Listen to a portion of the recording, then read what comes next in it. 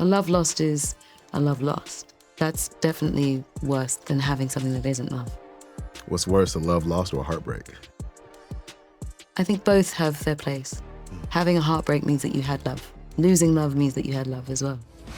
What up, y'all? I'm Doma T. Pongo, and this is MTV's Dialed In, where we talk about the music, the moments, and the mindset that keeps your favorite artists locked in.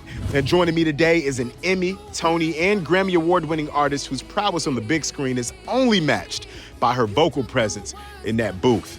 And today, it's all about the vocals, baby, because she just dropped her brand new project, I Forgive You. None other than Cynthia Erivo. Hello. What's going on? How you doing? I'm doing good. How are you? It's better now to see you. I feel like I've been rooting for you from afar, and it feels odd to say to someone that you don't know well, but I'm so proud of you. I don't think it's odd to say something you don't. I don't think it's odd at all. Okay, I think it's I'm really proud of kind. you. Thank you very much. I'm I proud appreciate of your that. journey. Thank you. And I think why we love your journey so much is so many people see themselves in you, and they see themselves in your characters. Yeah. You know, when I think about Elphaba and Wicked, when you have a role like that so many people see themselves in, they kind of bestow this heroic quality upon you, right? This responsibility. Did you feel the weight of that throughout your journey? It didn't feel like a weight or responsibility.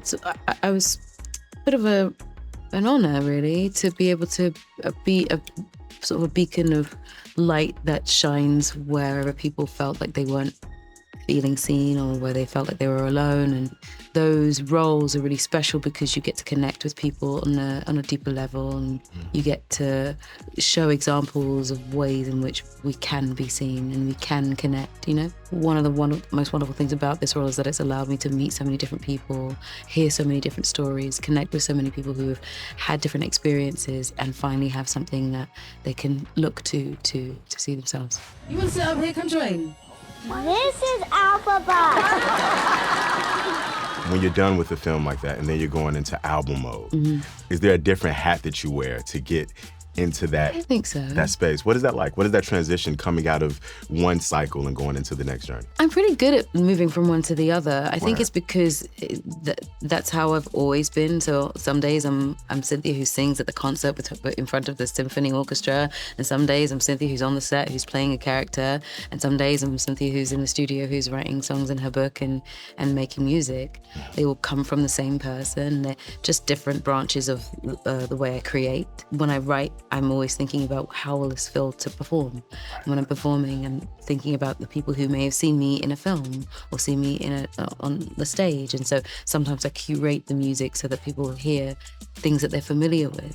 And when I'm on set, I'm thinking of what will people see? How can I connect the humanness of me and the things I've experienced already outside of playing a character with this character? So I think they all inform each other. So it's not necessarily about taking one hat off to put the other on. It's about adjusting the hat just ever so slightly so it fits the thing that I'm doing next. Yeah. I love the way you frame that. Yeah. Well, speaking of, let's get into the writing process. Sure. When did you begin working on this album? Right as we finished the film and we were moving into the press for Wicked is when I wrote the album. 396 days.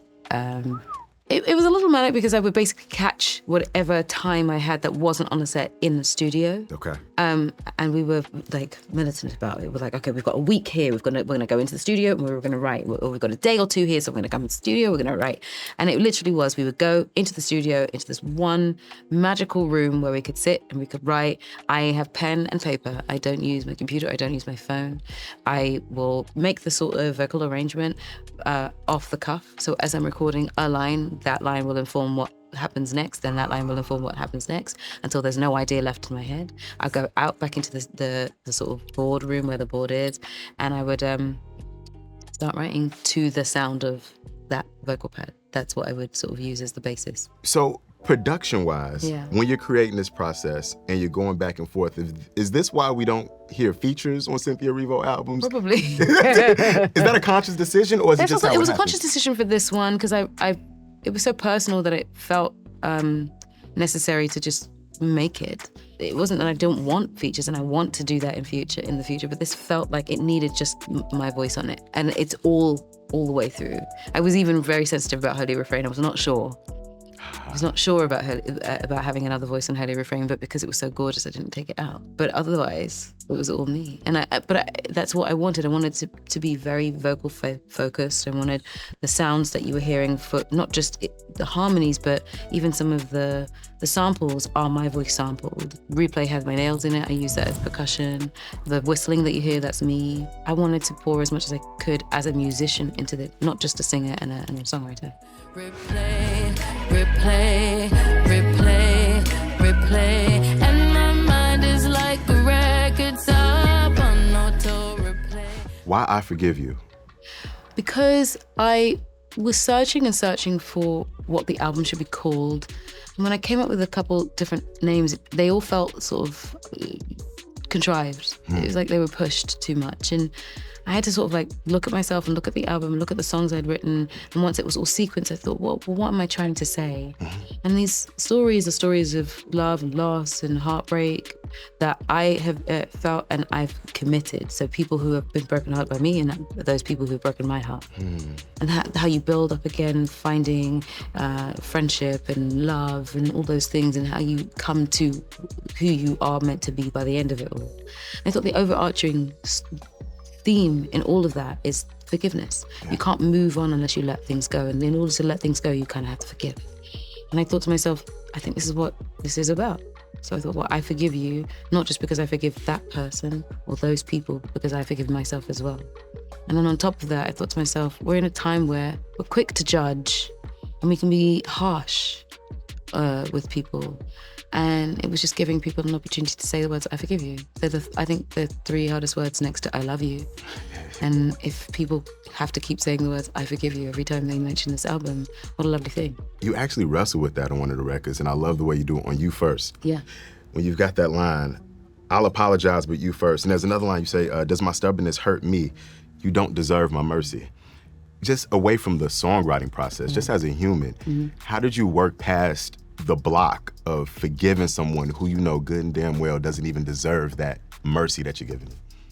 Well, because that anger sort of like blocks you, doesn't it? It is hard to forgive. It's hard to say, all right, I'm going to let it go. It's the same as More Than Twice, where it's, there's no more sorries. I can't listen to the sorry. The sorry's not enough anymore. But you only get stuck if you stay there, which is what we do. We sort of go, oh, well, you did that, so you have to say sorry first. But actually, in the end, it doesn't matter who says sorry first, as long as someone does. You gain more than you lose by saying, I'm sorry. On some level, it doesn't even matter if they say I'm sorry at all. No, it doesn't matter, just as long as you're willing to let it go. I'm saying that because it sounds nice. I'm petty. That's why I was like, how did you find it in yourself? But it's hard. It's not easy, and it's a scary thing because sometimes we're comfortable in I like the word that here, aya. And letting go of that comfortability can be really scary. Yeah. And deciding, actually, I want to be free of the thing that I've been holding onto for this long, and maybe free up some space to be happier. That can also be scary because that's a different space that you're living in. And so I just wanted to talk about how hard that can be. Yeah. That idea of being comfortable in our ire, it's most prescient when you think about the music that you listen to. Like sometimes when you're heartbroken, you want to listen to music about being heartbroken. Yes, yeah. It's like, I want to be there. I want to like indulge and be there. But actually what you should do is listen to something that gives you a little bit more hope. Exactly. Makes you smile a bit more, yeah. So in the writing process, because this album is so cohesive, every song is meticulously sequenced to tell this story. Yes. How did you go to those places? Well, I want to talk about sequencing first. We can talk about sequencing if you want to. How hard was it to sequence? Very hard. It's very, very difficult because I'm also a perfectionist. So I was just like, that song doesn't, the amount that, I think there are about 4 or 5 different options for the sequence of this album. And I drove my producer crazy because I'd be like, actually, that's wrong. Can we move this song to here? I don't really know no, that song doesn't go there because this is the song, that's the story we're telling. And we could move that there, but that would then say this, and we need to move this here instead. And that needs it. And then when I sequenced it one time and realized I need another interlude. So we go back into the studio, and at this point we're like running out of time. He's like, Cynthia, you have to let it go. So I just kept going until it felt like it was right. And the story felt like it flowed. I was really particular about what went where and what led into what. I didn't want anyone to be like jerked around. I didn't want anyone to feel like, oh, what is happening? I wanted everyone to have a really smooth journey through this music. Yeah. The interlude is almost a lost art too. Yeah, I know. I'm a 90s baby and I love an interlude. I'm so sorry. We need an interlude. I swear, albums sound like playlists sometimes. Tell me when to breathe. Yes. The interlude, I want you to, yeah. the Marvin Gaye sample. Yeah. Why was that necessary where it fit, sandwiched between Because those two records? right after the section that begins with Why by Annie Lennox, we go into finding something new, finding something fiery. It's passionate. And I think there's nothing sexier than I Want You. Marvin Gaye, that's one of my favorite albums, if not my favorite album, I Want You. And that song is just purely about passion. Yes. It's so unabashedly about that. It doesn't hide itself, it just is that. It has a vulnerability. And to say I want you is vulnerable, yeah. When you talk about sitting in these emotions, Yeah. you really dig deep in this album. Yeah. How did you go to these different places that inspired these records? You know, I know there are personal stories, whether it's relationships, whether it's family. Yeah. And your writing sessions sound very regimented. Like Yeah. you're sitting down, you have this time, your Yeah. schedule is busy, but you have to open this wound Yeah. to get this idea I don't out. play in my writing sessions at all. It's like me and Will, or me and Will and one other person. Will's my producer. And it is about writing. We always have like these deep conversations at the beginning of the writing session. And from those deep conversations comes the feeling of what we want to do next. We wrote this list of things and themes and subjects that we wanted to talk about. So he would just sort of like lay a little chord down and I would put the vocal pad over there. And that, something about laying down that vocal stack, that vocal pad, it's like a portal. It felt like it always opened my heart. I always felt really emotional when I was making them because it's a vulnerable place to just be making ahs and ooh sounds, and you're actually just literally vocally, it's just sounds. Which meant that I felt really safe at that point. Once you've released all of that sound, now your mind is open because the exercise of creating these layers is an organic one. It's never written down for me. So my brain is alive and it's working, and my mind is alive and it's working. It's seeing all the rhythms coming together. And once that's done, then I'm ready to write. And we would just be there 3, 4, 5 hours, and we would write our song, and we would leave. Do you have a process for coming down off of that emotional roller coaster? Listening to whatever I made on the way home. Then I'll hear anything else that I might want to add. Oh, I want to do this next time. I'm going to go in, when we go back in, I'll do this, or I'll add this to this. To hear it back almost critically is actually a bit of a come down. Right. Now the heart is out of it. Now the heart is out of it, yeah. So I can let the heart relax and go into the mind, yeah. Okay, well, it's a game I want to play with you, right? Okay. You know, we're gonna put on our Dr. Erivo hat on. Okay. Because you talk about music being this self-healing process. Yeah. So I'm gonna give you a couple of scenarios, and I Okay. want you to tell me which record on I Forgive You would you prescribe to the scenario. Oh, Dr. I Erivo. love that. Okay. Yes. Okay. So, a romantic evening. What does the doctor prescribe for that? The doctor prescribes for a romantic evening. Now, when we say romantic evenings, is that at the beginning of the relationship, or like we're like in our relationship? This is a very good question. I'm gonna say in the relationship. In the relationship, okay. Then I would say it's begins sunlight, sunlight. You're like sunlight rolling around in the sky, moonlight, and your singular delight. How I could fall, I prescribe. This just turned into a date. You changed this from a doctor's office to a romantic evening. That's the one. I think that's the one. So getting at the other question. Yeah. What about if you're getting ready to go on a first date? Push and pull. Push and pull. If you're like into that person, it'd be that, yeah. I love, by the way, the spoken word, the raps, the poetry. I don't even know what to call it. I said, she raps, she acts, she sings. That's a good one. That's a good one for that. Yeah. So if you're walking away from something that you wanted, but you found out it wasn't good for you. That's for me is probably the one for that, yeah. I like that. Yeah. Feeling safe and understood in someone's presence. Be okay. Be okay. That's the one I was going to say. okay. Talk to me about that process of creating that record, because you talk about all of the layers. Yeah. What was going through your mind when you created that record? I wanted to write something about feeling really safe in someone's presence. And it's one of those like wholesome moments of being with someone, and you know that it doesn't matter what's happening. It could be a terrible day outside. It could be cold and windy and rainy, but you don't need very much but this person's presence. And to write it was really fun because I said to Will that I wanted to write something that felt like a lullaby almost. The rain again, it's raining with you. The sun's shine a little bit, and you are there, and the world is far away. As long as you're here, we'll be okay. And I loved it because a mother could sing that to their child, and you could sing it to your partner. It's just like it's a sweet acknowledgement of feeling safe in someone's arms. I literally thought about my mom when I heard You know this what I'm song. saying? Yeah. It's just a sweet thing. Last one. This one's a little taboo. I don't even Go know on. if there's a record on here for this one. A secret relationship. Oh, What does Dr. Revo prescribe for that one? Play the Woman. Ooh. Yeah. I thought you were gonna say that for Romantic Evening. My producer Ooh, said do that's you? baby making music. That's Maybe. Well, maybe we switch them. Maybe Push and Pull is Secret Relationship. Play the Woman is the Romantic Evening. I like that. I Yeah. like that. I like that. Yeah. What the doctor prescribes. Yeah. Let's superimpose a stethoscope. I'm wearing one right now. Can you see it? You know, I come from a West African family too. Yes, yes. And speaking of doctors, your mom has always been supportive of your career in the arts. Yeah. How much does your mother's support mean to you? Because that's rare lot. in a lot of And also immigrant she's families. like vocal about it as well. She's really vocal about it. And she loves coming to all of these like awards and shows and things. She's really one of my biggest fans, truly, if not the biggest, because she has been at every show since drama school. Yeah. She is really proud of this album. She was like, congratulations on your album. I love the cover, babe. I said, thanks, Mom. She knew what I was capable of before I did. She knew I was a singer when I was like 18 months. She wrote down in my baby book, hums while she eats. I think she's going to be a singer or an actress.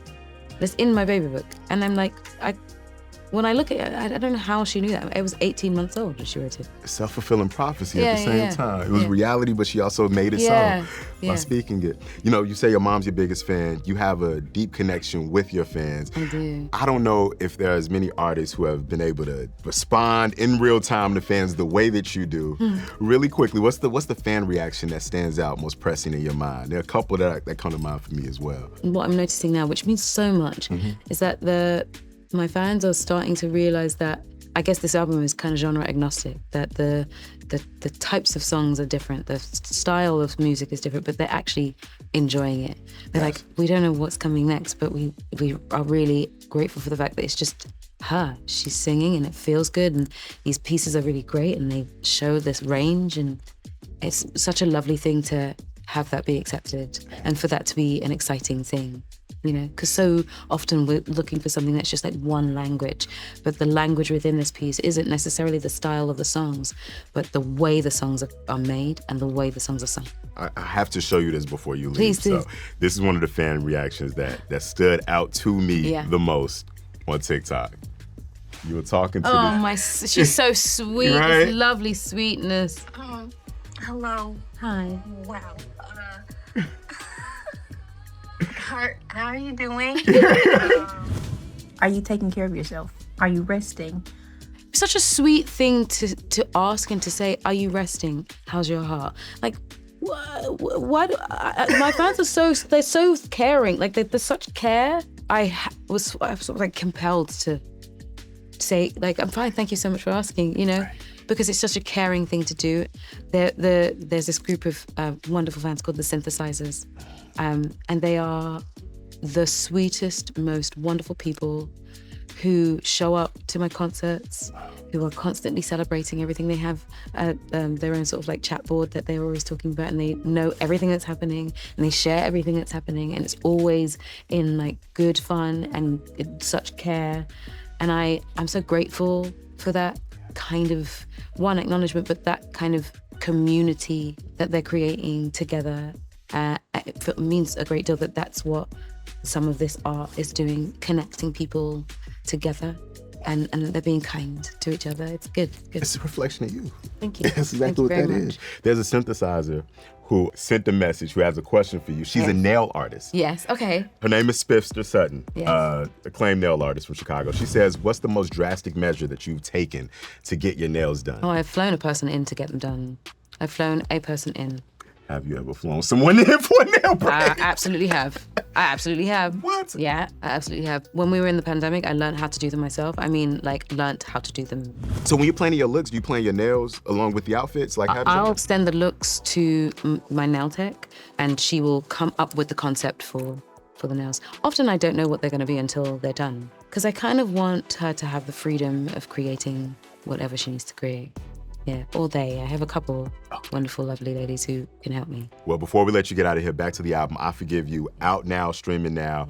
If there was one song that you feel encapsulates the mood that you're in right now, Yeah. the aura that you feel, that you want your fans to feel, if they Yeah. had to listen to one record, what would that theme song be for you from the I album? think it'd be Holy Refrain.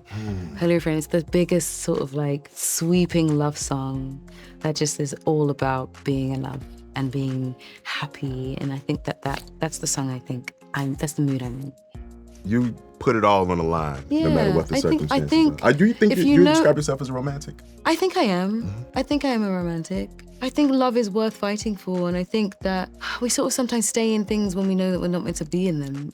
And inevitably, we lose out because we're stuck. We don't move when we know that we're meant to. So I think if you find love, you find love. If you feel like it's the wrong time, find a way to make it the right time for you. I love that. Because you don't want to lose it. A love lost is a love lost. That's definitely worse than having something that isn't love. What's worse, a love lost or a heartbreak? I think both have their place. Having a heartbreak means that you had love. Losing love means that you had love as well. Yeah. Thank you so much for Yeah, being my here. pleasure. Thanks for having me. I'm Doma T. Pongo. This is MTV.